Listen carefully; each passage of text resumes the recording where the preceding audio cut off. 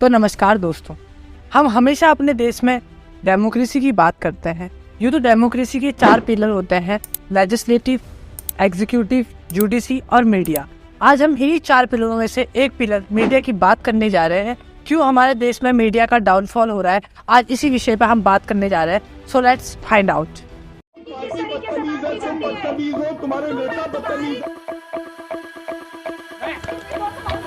अरे तू क्या मारे?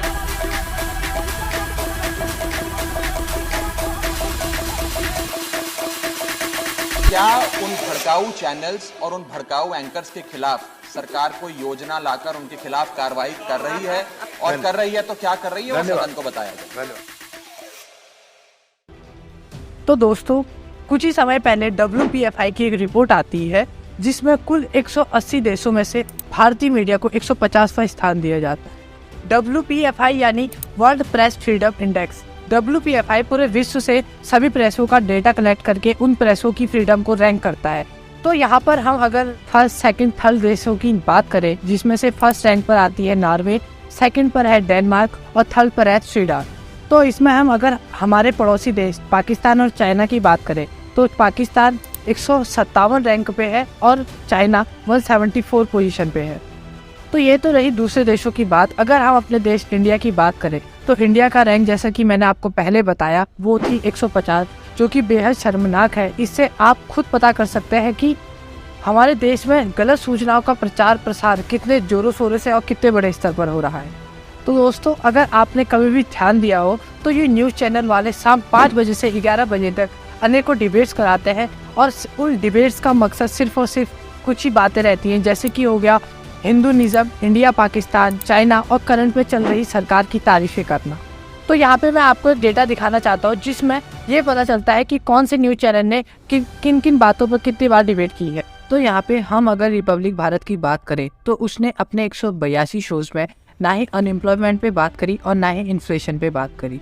फिर उसके बाद हम टाइम्स नाउ नव भारत के चैनल्स पे आए तो उसने अपने लास्ट 68 शोज में ना ही अनएम्प्लॉयमेंट पे बात करी और ना ही इन्फ्लेशन पे। ऐसा ही कुछ डाटा हमारे पास और है जो हम आपको स्क्रीन पे दिखा रहे हैं। तो यहाँ पे फैक्ट्स तो ये है कि न्यूज़ चैनल्स के एंकर अब चिल्लाते ज़्यादा और हमें न्यूज़ कम बताते हैं। ये अपनी TRP के लिए अपने चैनल्स पर नेताओं को बुलाते हैं और उनसे लड़ाई झगड़ा भी करवाते हैं। मैं अरे तू क्या मारेगी?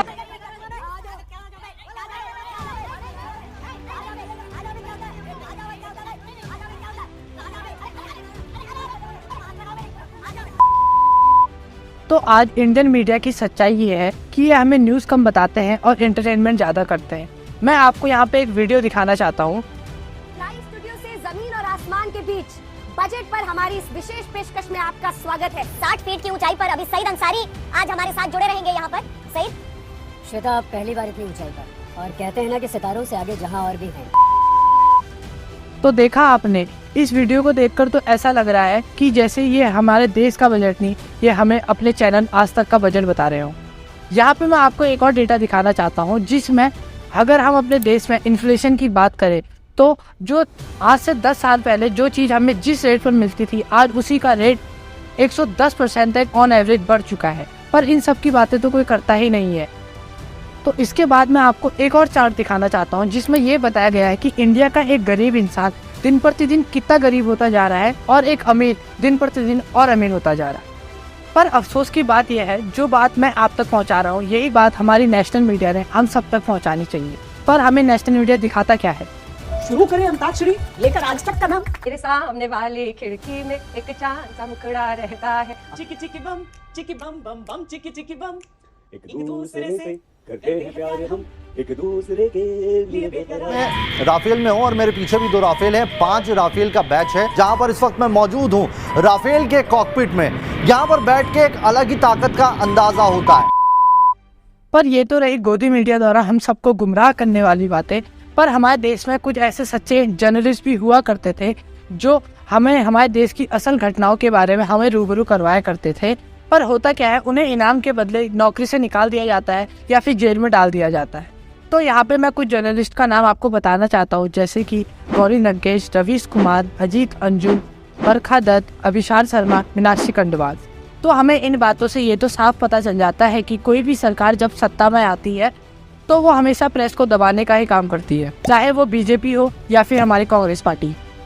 तो दोस्तों यहाँ पे मैं आपसे एक सवाल पूछना चाहता हूँ कि ये सरकार का जो भी इंटरफेयर हमारे इंडियन प्रेस पे है, क्या ये होना चाहिए या नहीं होना चाहिए? आप इस बारे में क्या सोचते हैं?